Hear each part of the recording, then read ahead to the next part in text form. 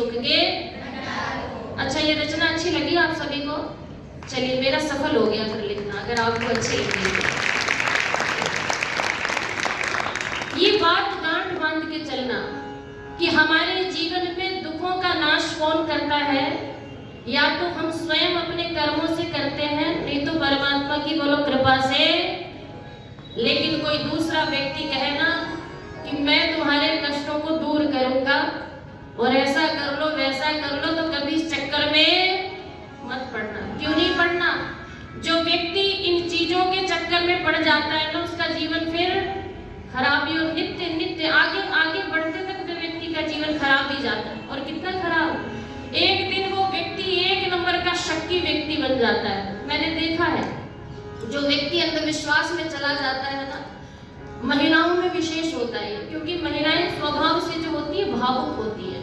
वो चाहती है मेरे घर की सुख समृद्धि बनी रहे और इसके लिए वो पूरा प्रयत्न करती है, और इसलिए अंधविश्वास का शिकार महिलाएं जल्दी हो जाया करती है। लेकिन ऐसा नहीं है कि पुरुष नहीं होता, पुरुष बड़े स्तर का शिकार होता है फिर, है ना?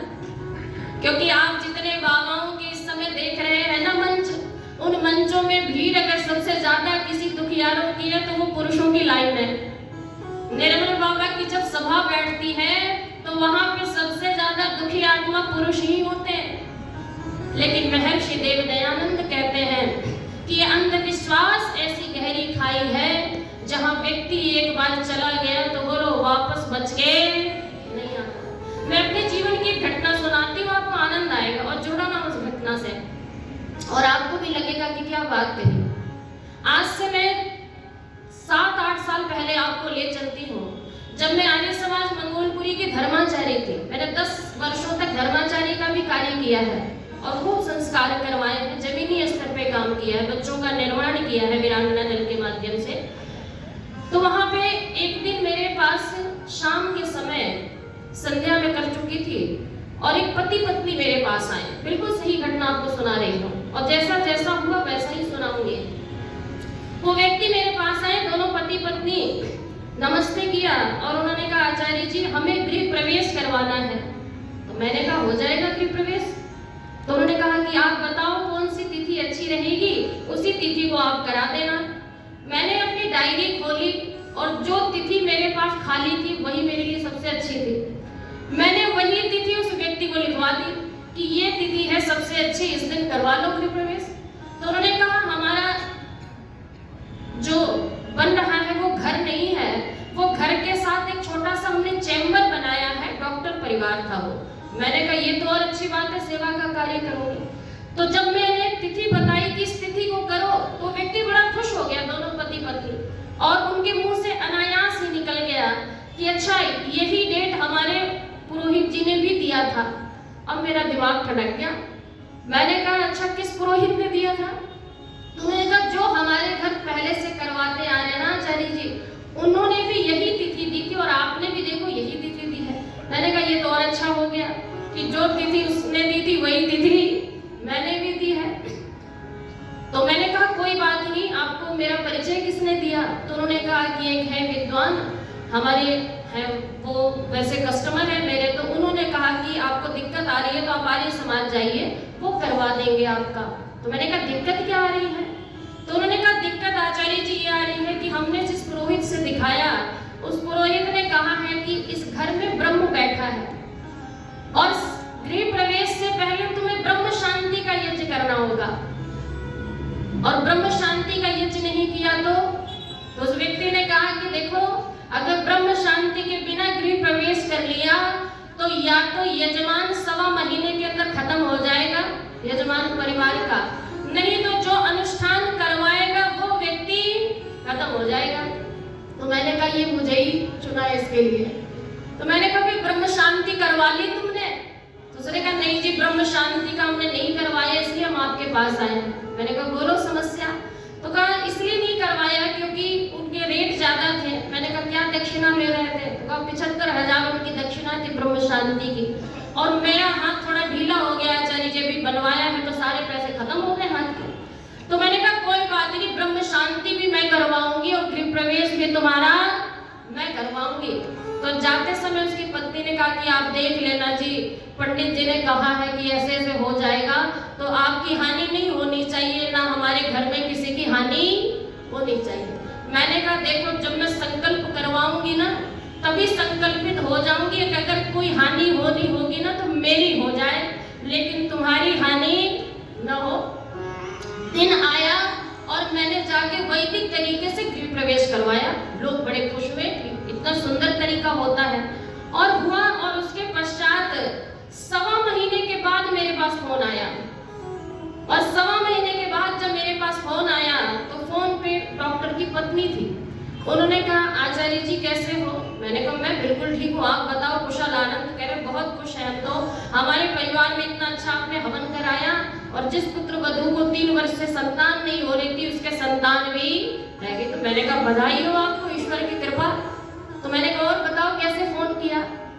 तो डॉक्टर की पत्नी कह रही है कि मैं तो ये देखने के लिए फोन कर रही थी कि 1.25 महीने तक तो हमारे घर में कोई नहीं मरा। आचार्य जी आपको फोन इसलिए किया कि देखूं आप ठीक ठाक हो या नहीं। यह है अंधविश्वास। अच्छा, इससे हानि हुई मेरी उन्नति हो रही है। इसीलिए कभी भी कोई किसी भी प्रकार का आपको ऐसी शिक्षा देना, संसार में बहुत आगे चलोगे, अभी आप बहुत आगे बढ़ना है, और इस क्षेत्र में ना जाने कैसे कैसे लोग मिलेंगे आपको, तो उन सभी से बचने की कोशिश करना।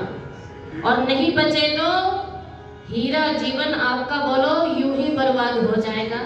इसलिए कबीर कहता है कि जब कर्म की अदालत होती है ना तो वहां कर्म देखे जाते हैं, बोलो वहां पे आपके कर्मों का हिसाब हुआ करता है। इसलिए जीवन में सदा सत्कार्य कीजिए और अंधविश्वास से बचिए। इसलिए कवि ने बहुत सुंदर लिखा, कवि सुमन जी का लिखा हुआ है गीत, और क्या लिखती है कि देख जब धर्म अदालत होगी, याद रखना तुझे खुद से शिकायत होगी। देख जब धर्म अदालत होगी, याद रखना तुझे खुद से शिकायत होगी। लाखों इल्जाम लगे सर होगे, उस अदालत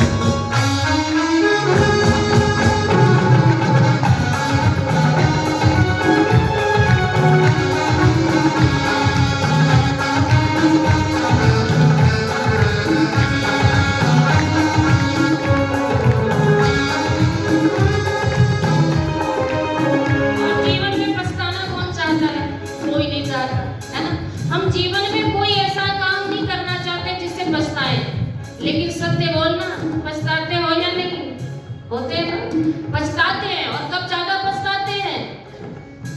उस आयु में ज्यादा पछताते हैं जिस आयु में हमें नित्य उन्नति करनी चाहिए थी। क्यों? क्योंकि हमें तब निर्णय करना ठीक नहीं आता है। इसलिए माता पिता को अपनी संतानों को मित्र बना के रखना चाहिए।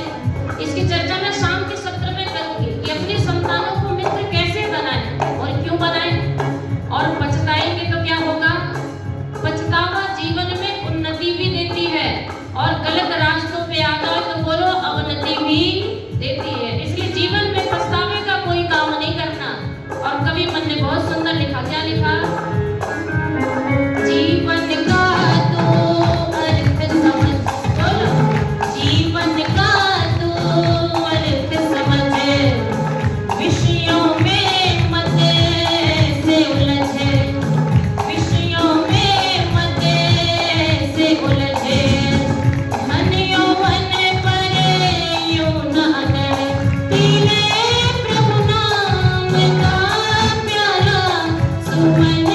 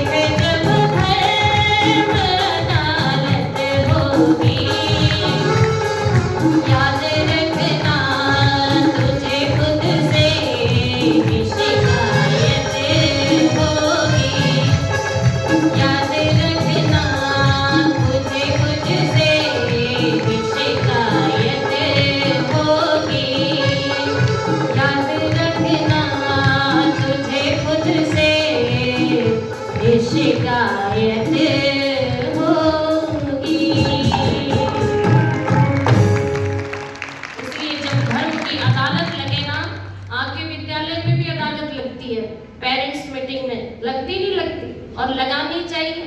ये अदालत न लगे ना तो भय समाप्त हो जाता है। भय बिन होई न प्रीति, है ना?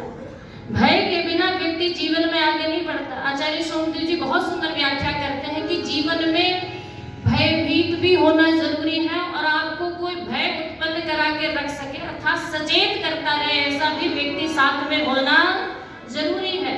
जब व्यक्ति आपको देखने वाला हो जाता है ना तो आप जीवन में गलत कार्यों से बच जाते हैं। वो अमृत के समान होता है। इसलिए विद्यालयों में पहले दंड की व्यवस्था हुआ करती थी और आज तो बैन है। आज दंड मिल जाएगा शिक्षकों को अगर आपने दंड दिया तो। लेकिन याद रखना दंड केवल मारने का इनाम नहीं होता है। शास्त्र ने कहा दंडम अमृतम, दंड अमृत के समान होता है और दंड तो आंखों का भी होता है जी। और आप आंखों का दंड दिया करते हो, है ना? तभी इतने सलीके से इतने प्रेम से, ये बहुत प्यारे बच्चे हैं। एक बार फिर से तालियां इन बच्चों के लिए। और बहुत प्यार से आपने शब्दों को सुना है और मुझे लगता है ये शब्द आपके समझ में भी आ रहे हैं ना? कहा देख जब धर्म अदालत होगी याद रखना तुझे खुद से ही शिकायत होगी। जैसे पेरेंट्स मीटिंग में जब पेरेंट्स भी उपस्थित होते हैं, शिक्षक भी उपस्थित होता है और जिसकी वहां पे आप लोग के नंबर आए क्या भी नहीं आए? आए हैं? चलो आना चाहिए। जीवन में अगर नंबर आपका आ रहा है ना शिकायतों में तो आप मान लेना आप उन्नति के शिखर पे चलने वाले हैं। लेकिन उन गलतियों से सीखना और सीख लेता है ना जो व्यक्ति, वो महान बन जाता है। इसलिए कोशिश करना कि हमारे इस विद्यालय के अदालत में भी हमारी नुमाइश गलत प्रकार से न हो। और जब परमात्मा के सम्मुख मेरे कार्यों की छवि रखी जाए तो वहां भी बोलो मेरा सिर झुके नहीं परमेश्वर, मेरा सिर सदा सम्मान से, ये गर्व भरा मस्तक मेरा झुके तो केवल तुम्हारे चरण में ही झुके। इसलिए हमेशा कर्मों पे ध्यान देना। कर्म जो व्यक्ति अच्छा करता है ना, उसको दुनिया में किसी से डरने की जरूरत नहीं होती। जो व्यक्ति कर्म अच्छा करता है उसको किसी अंधविश्वास में बोलो जाने की जरूरत नहीं होती। और मैं अक्सर कहती हूँ जो प्रभु का भक्त नहीं होता वही अंधविश्वासी होता है। अगर प्रभु की सत्ता पे विश्वास है, उसकी न्याय व्यवस्था पे आपको अटूट विश्वास है, तो आप जीवन में कभी भी अंधविश्वास नहीं कर सकते। अंधविश्वास मतलब प्रभु के प्रति कृतज्ञता होती है। इसलिए कवि मन ने बहुत सुंदर लिखा कर्म फल व्यवस्था पे, और ये गीत के एक शब्द आप सबने साथ में बोलना है। अगर आपको लगे कि मैंने एक भी शब्द इसमें गलत लिखा है, तो जो पुरुष वर्ग बैठे हैं ना, ये आपके लिए भी है। यही मत सोचना मैं महिलाओं को ही कह रही हूँ, ये सबके लिए है। एक भी शब्द गलत लगे तो मत बोलिएगा, और लगे कि मैंने एक एक शब्द सही लिखा है तो मेरे साथ बोलिएगा। और बहुत सुंदर लिखा,